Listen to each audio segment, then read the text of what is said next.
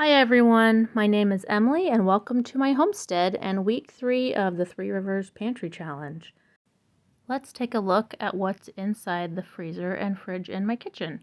The door and this bottom drawer here are full of frozen vegetables.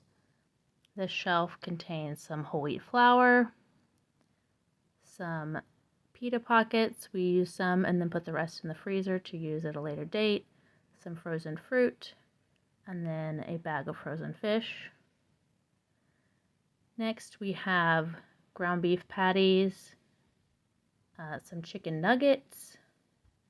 There's also some cream of chicken soup that I made and put in portions in the freezer for future use. Then there's this container of ice cubes my daughter made for herself out of lemon and honey, as well as a container of whipped cream. Then these are all containers of schmaltz. I decided to pull these out and we're going to make some tortillas using that. This is mostly breakfast items: waffles, pancakes, strudels, French toast sticks. We have some frozen pizzas. We have leftover casserole that I made last week with the broccoli, cheese, and chicken, rice. And these chicken tenders, we're going to put all that in the basement freezer. So that's why I'm pulling that out. Then up here is mostly broth items. There's ham and then some chicken carcasses, as well as some chopped onions and green peppers. These are actually the last of the peppers I have from last year's garden. Now on the refrigerator side, we've got lots of condiments on the top. These biscuits and crescent rolls really need to be used up soon. They're at the end of their life. There's some cowboy candy, homemade pickles. We have some garlic that needs to be used up really quick, so it's in the fridge to last longer. Some homemade barbecue sauce. This is an acorn squash that started to get a bad spot, so I moved it to the fridge until I can use it. Some sour cream, cream cheese. These cheese balls were a gift for one of my children for Christmas, and they haven't eaten them yet. And this is a snack one of my kids made themselves and then forgot about. That will probably go to the chickens. On this shelf we have various leftovers that we will probably be eating throughout the week, especially on nights that I don't have the energy or time to make a full meal. We also don't want to waste that stuff. In the back on this shelf we have some yeast, one of our pasture-raised chickens thawing out for later in the week. We have lunch meat, some more leftovers, and there was some butter in the back there. In this drawer we have some cheese, carrots, cranberries, some little packages of carrots my daughter brought home from her school lunch that she didn't finish, and a couple of apples. Down here we have a lone string cheese stick, some more lunch meat. There's also a bag of shredded cheddar cheese and some sliced cheddar. We're definitely running low on the cheese, and we do use the rest of the sliced cheese by the end of the week. We've also got pepperoni and salami.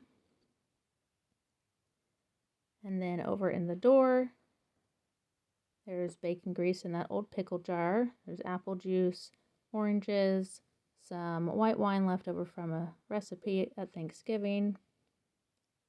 And this shelf has a bunch of condiments and jams and more condiments up top. That's the fridge. So let's get started on those tortillas. The first step is to melt down the schmaltz, because this recipe calls for a 1/4 cup of any liquid fat.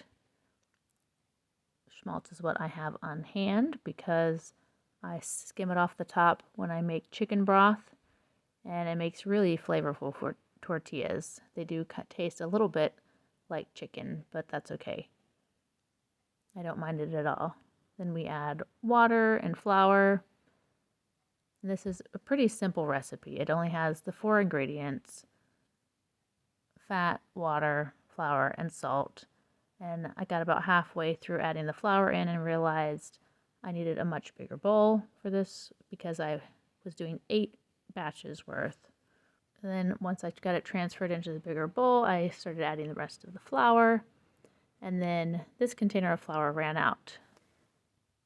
So after it runs out, I go down to the basement and bring up one of my 5-gallon buckets of flour from the pantry, and I proceed to finish measuring out the flour, and then off camera I will refill the container I keep in the kitchen for the next time we need flour, and that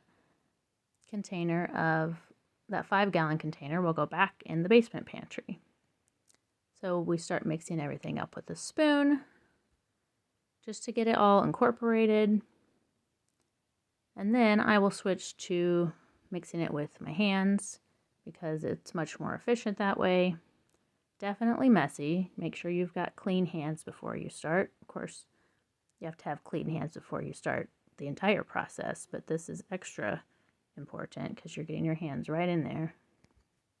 As I don't really use the hand with my ring for this part because it's way too sticky and I don't want to get anything stuck inside of that. Once I feel like it's to a good consistency, I pull it out onto the counter and then start kneading it by hand. The total kneading process, in the bowl and on the counter, is 7 to 8 minutes. This is quite a lot of dough, so it's a real arm workout, and by the end my arms are tired and my hands are tired, but I like kneading dough. It's a nice, peaceful, restful process, and even my daughter wanted to get in on the action, so you'll see in just a moment that she wants to get in there and try it out for herself. So we get this dough nice and soft and smooth. That's a good consistency there, and then I let my daughter try it for a moment so she can get a feel for it.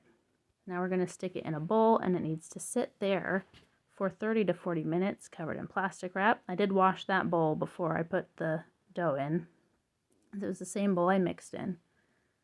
Then, since it's 8 recipes, I cut that big ball of dough into 8 pieces, and each of these pieces makes 8 tortillas, so I cut each of these pieces into 8 sections. Now to roll them into pre-tortilla shape, I suppose. Make your hand into a C shape and roll it around until it makes a tight dough ball, and then smush it down a bit, and then cover those with plastic wrap for about 20 minutes. By the time I finished all 8 recipes worth, it had been more than 20 minutes, so we were ready to start rolling out. So to roll them out, first you want to coat them in flour, and flour your surface and your rolling pin, and then you start to roll them out. I found it was easier to keep them in a circle shape if I smushed them down with my fingers to flatten them out a bit before rolling. And also you want to keep the rolling pin going in different directions, either if that's by moving the tortilla or by moving the rolling pin. And then they go in the pan. Takes about a minute to cook the first side, and then about 30 seconds to cook the second side. And apologies for the camera being so jittery here. My daughter decided she wanted to be the cameraman. She was very helpful today, did a lot of the tortilla flipping while I was rolling, and we had a nice assembly line going. So here we are with 64 tortillas cooling off to go in packages in the freezer. We did save one package out to have dinner the next night. That night we had leftovers because we were too busy making the tortillas.